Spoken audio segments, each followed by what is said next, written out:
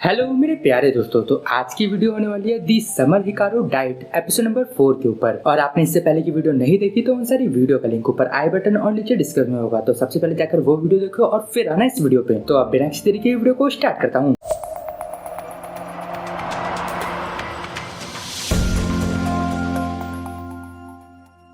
Episode की शुरुआत में हमें दिखाया जाता है कि जो एक बिल्ली थी वो जो हिकारू से भाग रही थी, वो हिकारू के हाथ से खाना खा रही थी। लेकिन यहाँ पर हिकारू उसे प्यार करने जाता है लेकिन वो उसे उंगली कर देता है। इस वजह से उसे पोटी आ जाती है। योशिकी बोलता है ऐसे थोड़ा प्यार किया जाता है। और अब इस वजह से हिकारू वहाँ निराश हो जाता है। उसे कुछ भी समझ नहीं आ रहा था कि उसके आसपास हो क्या रहा है। और हिकारू बोल रहा होता है उस दिन एक्साइटमेंट में मेरे अंदर से कुछ घिनौनी चीजें बाहर आने लगी थी, ये सब कुछ मुझे रोकना है। योशिकी ये सब सुन के सोच रहा होता है हिकारू अपने आप को ठीक करने की पूरी कोशिश कर रहा है। लेकिन तभी उसे रे कोरेब्रासी की याद आती है कि इस पूरे गांव में जो भी हो रहा है इन सब का जिम्मेदार ये फेक हिकारू ही है। और अब अगले सीन में स्कूल के अंदर सभी बच्चे किसी गाने पे रिहर्सल कर रहे होते हैं और उनका एक्चुअल परफॉर्मेंस करीब 2 हफ्ते बाद है। और स्कूल खत्म होने के बाद यूकी और असाको आपस में बात कर रहे थे। असाको बोलती है कि क्लास जी का लड़का उसे आर्म रेसलिंग के लिए चैलेंज कर रहा था और असाको उसे काफी बुरी तरीके से हरा भी देती है। और अब यूकी को घर निकलना होता है और तभी असाको को कुछ आवाज सुनाई देती है जैसे कि कोई बोल रहा हो वो आ रही है,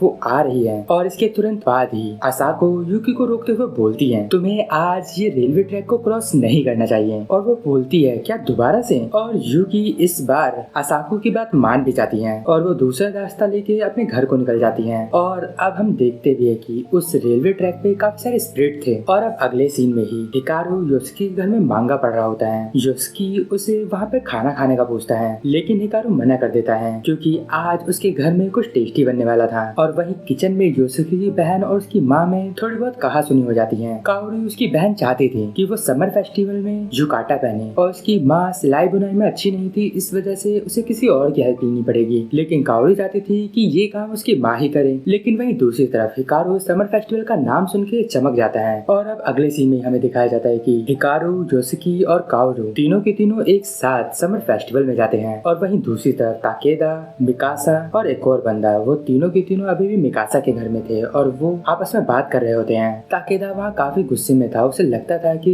इंडो फैमिली को रिचुअल की जिम्मेदारी देना ये गलत डिसीजन था। कोहे खुद तो मर गया है और सारी जिम्मेदारी अपने बेटे को दे दी। भले ही हिकारू वापस आ गया हो लेकिन वो 1 हफ्ते तक गायब ही तो था। मैं श्योर हूँ कि ये सब कुछ रिचुअल फेल होने की वजह से ही हुआ है। और वहीं एक जगह पे कामियामा अपने फूड स्टॉल पे से काओरू को फ्री में खाना दे देता है। जोशिकी वह नोटिस करता है कि उसके गले में एक क्रॉस का लॉकेट लगा हुआ था। और जब ये लोग खाना लेते हैं तभी पीछे से 2 लोग गुजरते हुए बात कर रहे थे। ये लोग तो सुजी नाका के बच्चे हैं ना, इनकी बेटी अभी तक स्कूल नहीं जाती, आखिर इनकी माँ कैसी है जो कि अपने बच्चों को स्कूल तक नहीं भेजती। ये सुन के योशिकी उदास हो जाता है। और तभी वह हिकारू बोलता है ये सब छोड़ो, मुझे बर्फ का गोला खाना है, कहाँ पे मिलेगा वो। योशिकी बोलता है कि वो चर्च के पास है। और अब हिकारू काओरू का हाथ पकड़ता है और उसे ले जाने लगता है। और अब तीनों के तीनों साइन की तरफ बढ़ रहे होते हैं। और दूसरी तरफ मिकासा बोल रहा था हिकारू एक हाई स्कूल का लड़का है जिसके लिए ये रिचुअल काफी बड़ी जिम्मेदारी है और हम लोग चाह के भी ये रिचुअल दोबारा कर नहीं सकते क्योंकि इसकी नॉलेज सिर्फ और सिर्फ इंडो फैमिली के पास है। और एक बार को मान भी लो कि वो चीज उतर के यहाँ आ भी जाए तब भी हम क्या ही कर सकते हैं। और वहाँ वो दोनों काफी सीरियस टॉपिक पे बात कर रहे थे लेकिन वहाँ थर्ड पर जो पर्सन था उसका ध्यान सिर्फ और सिर्फ दारू पीने में था। तो ताकेदा इसको खूब भर के गाली देता है और वो आदमी बोलता है तुम्हें मेरे पीने से क्या दिक्कत है, तुम लोग श्योर भी नहीं हो तुम जिसके बारे में बात कर रहे हो वो रियल में है या नहीं। और अब वहाँ पर मिकासा बोलता है कि ये चीज कुबताची से 300 साल से जुड़ी हुई है और अब तक इस चीज को हमारे भले के लिए ही लॉक करके रखा हुआ था। और अभी जिस प्रकार की कंडीशन हो रखी है तो धीरे धीरे पूरा गांव मुसीबत में आ जाएगा। ताकेदा वहाँ बोलता है कि अब हमें पास कोई चॉइस नहीं बची, लेकिन क्या तब भी हम ऐसे काम के लिए उस आदमी के ऊपर भरोसा किया जा सकता है। मुझे तो उसके ऊपर बिल्कुल भरोसा नहीं है, वो तो बिना चप्पल उतारे भी साइड में घुस जाता है। और वहीं तनाका ये सारी बातें सुन लेता है और वो बोलता है तुम लोग कितने बेकार हो, देखो मैं जूते बाहर उतार के आया हूँ। तनाका बोल रहा होता है मुझे तो विश्वास भी नहीं हो रहा कि तुम लोग ये रिचुअल 300 सालों से करते आ रहे हो। मिकासा बोलता है शायद बाहरी लोगों को ये चीज अजीब लगे लेकिन ये हमारे लिए बहुत जरूरी है। और अब तनाका किसी एक दूसरे औरत का सर रखता है और वो बोलता है ये खोपड़ी जिसके पास भी होगी उससे ताकतवर आत्माएं दूर रहेगी। मुझे पूरा भरोसा है कि इंडो फैमिली इस चीज का यूज करते होंगे माउंटेन पे रिचुअल करते वक्त और जिसके पास भी ये सर रहेगा वो आराम से पूरे माउंटेन पे घूम सकता है। तनाका पूछता है आखिर इस रिचुअल से होता क्या है, तो मिकासा बताता है मैंने तुम्हें काफी समय पहले ही बता दिया था कि ये हम पहाड़ के देवता के लिए करते हैं। तनाका भी समझ जाता है कि मिकासा झूठ बोल रहा है। वो बोलता है इसका मतलब तुम लोग काफी बिजी रहते हो, पहले पहाड़ के देवता की पूजा और आज ये समर फेस्टिवल। तो मिकासा बोलता है देखो हमारा गाँव बहुत छोटा है और ये त्योहार ही है जो हमें बचा के रखते हैं। हम लोग तो जो इस गाँव के बाहर रहते हैं उन्हें भी यहाँ पर बुला के हम ये फेस्टिवल करते हैं। तनाका पूछता है क्या ये फेस्टिवल उस माउंटेन गॉड के लिए है? लेकिन देखा जाए तो कुबोताची विलेज किबोगयामा शहर से जुड़ा हुआ है और साथ ही आसपास के एरिया में छोटी मोटी कम्युनिटी भी है। तो वहाँ पर वो आदमी बोलता है तुम सही बोल रहे हो, ये सभी मिला के एक बहुत बड़ा विलेज हुआ करता था। लेकिन तभी ताकेदा उसे चुप करा देता है। मिकासा बोलता है तुम क्या कह रहे हो? तो तनाका बोलता है मुझे ये बात काफी अजीब लगी कि आसपास के रीजन में काफी सारे चर्च की भरमार है, लेकिन इस कुबोताची विलेज में सिर्फ यही एक श्राइन है। और मैं तुमसे पूछ रहा हूँ कि तुम लोग इस श्राइन में किस चीज की पूजा करते हो? और वहीं दूसरी तरफ हिकारू और बाकी सब श्राइन की तरफ बढ़ रहे थे और वहीं मिकासा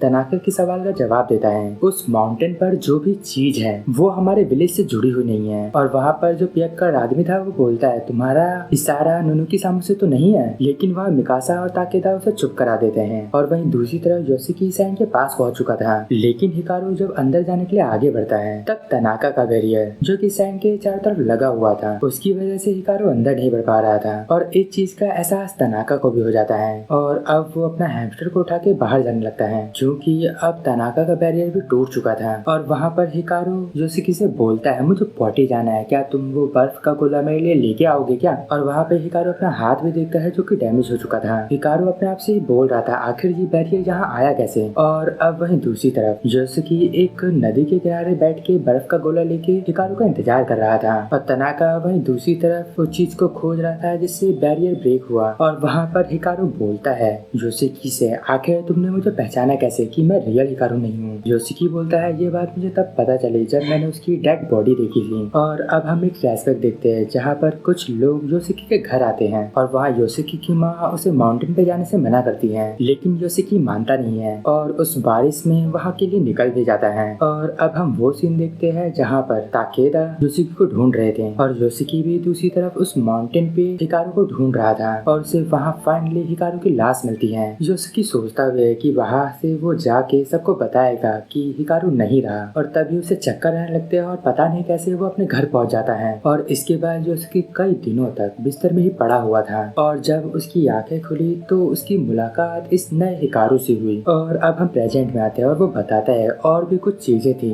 जिससे मुझे पता चला कि तुम रियल हिकारू नहीं हो। और हिकारू बोलता है लेकिन तुमने ये बात 6 महीने से छुपा के कैसे रख ली? योशिकी बोलता है हाँ इसी वजह से मुझे रात में नींद भी नहीं आती थी, मुझे उसकी आज भी बहुत याद आती है। और अब हमें एक और फ्लैशबैक दिखाया जाता है जहाँ पर योशिकी का मन इस विलेज को छोड़ने का था। वो परेशान था कि सबके सब उसके फैमिली बिजनेस में टांग अड़ाते हैं और उसके माँ बाप बहुत झगड़ा करते थे तो पीठ पीछे काफी सारे लोग उसकी बुराई भी करते थे। ये सुन के हिकारू उससे बोलता है तो फिर तुम्हें आज रात मेरे घर सोना चाहिए, जब भी तुम्हारा मन शहर जाने का करे तो मेरे घर आ जाया करो। ये सुन के योशिकी भी खुश हो जाता है। और यही प्रेजेंट में योशिकी हिकारू को याद करके बहुत रो रहा था और ये देख के वहाँ पर पर्सनल स्पेस देने के लिए हिकारू वहाँ से जा रहा होता है, लेकिन योशिकी उसे रोकता है। ये देख के हिकारू बोलता है देखो मैं उसे रिप्लेस तो नहीं कर सकता, लेकिन मैं तुम्हें हमेशा सेफ रखूंगा और तुम्हें कुछ भी चाहिए होगा तो मैं हर हद तक गुजरने के लिए तैयार हूँ। और वही दूसरी तरफ ताकेदा तनाका से बोलता है क्या तुम दोबारा से बैरियर नहीं लगा सकते? तो तनाका बोलता है नहीं मैं ऐसा नहीं कर सकता, देखो बैरियर की वजह से ही नुनुकी सामा इस टेम्पल में एंटर नहीं कर पाए थे।